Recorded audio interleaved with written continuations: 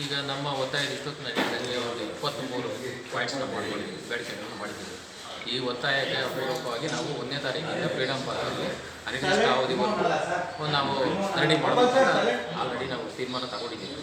ಈ ಧರಣಿಯಲ್ಲಿ ನಮ್ಮ ವಾಲ್ಮೀಕಿ ಸಮುದಾಯದ ನಾನಾ ಸಂಘಟನೆಗಳು, ಎಲ್ಲ ಸಂಘಟನೆಗಳು ಕೈ ಜೋಡಿಸಿ ಈ ಧರಣಿಯನ್ನು ಯಶಸ್ಸು ಮಾಡ್ತಾರೆ ಅನ್ನೋ ಒಂದು ಭರವಸೆಯಿಂದ ನಾವು ಈ ಧರಣಿಯನ್ನು ಮುಂದುವರಿಸ್ತೇವೆ. ಸರ್, ನಿಮ್ಮ ಪ್ರಮುಖ ಬೇಡಿಕೆ? ನಮ್ಮ ಪ್ರಮುಖ ಬೇಡಿಕೆಗಳು 23 ಬೇಡಿಕೆಗಳಿದೆ ಸರ್. ಇದರಲ್ಲಿ 187 ಕೋಟಿ ಹಗರಣದ ಬಗ್ಗೆಯಿಂದ ಹೇಳ್ಕೊಂಡು ನಮ್ಮ ಸಮುದಾಯದಲ್ಲಿ ಆಗಿರ್ತಕ್ಕಂಥ ಅನ್ಯಾಯಗಳು, ನಮ್ಮ ಸಮುದಾಯಕ್ಕೆ ಬೇಕಾಗಿರ್ತಕ್ಕಂಥ ಏನೇನು ಬೇಡಿಕೆಗಳಿದೆ ಅವೆಲ್ಲ ಇದೆ.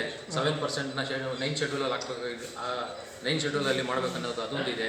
ನಕಲಿ ಜಾತಿ ಪ್ರಮಾಣ ಪತ್ರಗಳು, ಮತ್ತು ತಾಲೂಕು ನಮ್ಮ ದಾವಣಗೆರೆ ಜಿಲ್ಲೆ ಹರಿಹರ ತಾಲೂಕಿನಲ್ಲಿ ಬಾನುವಳ್ಳಿಯಲ್ಲಿ ನಡೆದಂಥ ಒಂದು ವೀರ ಮದಕರಿ ನಾಯಕ ಮಹಾದ್ವಾರದ ಬಗ್ಗೆನೂ ಇದೆ. ಸರ್, ಪ್ರೊಟೆಸ್ಟ್ ಯಾವಾಗ? 1ನೇ ತಾರೀಕಿಂದ ಸರ್. ಜನ ಭಾಗವಹಿಸ್ತಾರೆ? ನಾವು ಒಂದು 500 ಜನ ಅಂತ ಸ್ಟಾರ್ಟಿಂಗಲ್ಲಿ ನಾವೀಗ ಅಂದ್ಕೊಂಡಿದ್ದೀವಿ. ಇನ್ನೂ ಹೆಚ್ಚಾಗಿ ಭಾಗವಹಿಸ್ಬೋದು ಅನ್ನೋದು ನಮ್ಮ ಒಂದು ಈಗಿನ ಒಂದು ಮಾಹಿತಿ.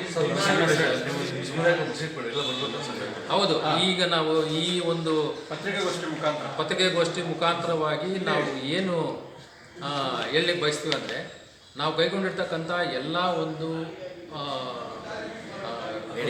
ಬೇಡಿಕೆಗಳೇನಿದೆ ಆ ಎಲ್ಲ ಬೇಡಿಕೆಗಳು ನಮ್ಮ ಸಮುದಾಯದ ಕಡೆಯ ವ್ಯಕ್ತಿವರೆಗೂ ತಲುಪಬೇಕು ಅನ್ನೋದು ನಮ್ಮ ಉದ್ದೇಶ. ಈ ಒಂದು ಉದ್ದೇಶಕ್ಕಾಗಿ ನಾವು ಈ ಒಂದು ಧರಣಿಯನ್ನು ಈಗ ಆಯೋಜನೆ ಮಾಡ್ಕೊಂಡಿದ್ದೀವಿ. ಈ ಧರಣಿಯಲ್ಲಿ ಎಲ್ಲ ಸಂಘಟನೆಗಳು ಮತ್ತು ವಾಲ್ಮೀಕಿ ಜನಾಂಗದ ಏನು 60 ಲಕ್ಷ 70 ಲಕ್ಷ ಅಂತ ಇದೆ, ಎಲ್ಲರೂ ಸಹ ಸಹಮತದಿಂದ ಬಂದು ಯಾವುದೇ ರಾಗ ದ್ವೇಷಗಳನ್ನು ಇಟ್ಟುಕೊಳ್ಳದೆ ಬಂದಿಲ್ಲಿ ಈ ಒಂದು ಧರಣಿಯಲ್ಲಿ ಭಾಗವಹಿಸಬೇಕು ಅಂತ ನಾವು ಕಳಕಳಿಯಿಂದಾಗಿ ಬೇಡಿಕೊಂಡು ಈ ಕಾರ್ಯಕ್ರಮವನ್ನು ಯಶಸ್ವಿಗೊಳಿಸಬೇಕಂತ ವಿನಂತಿ.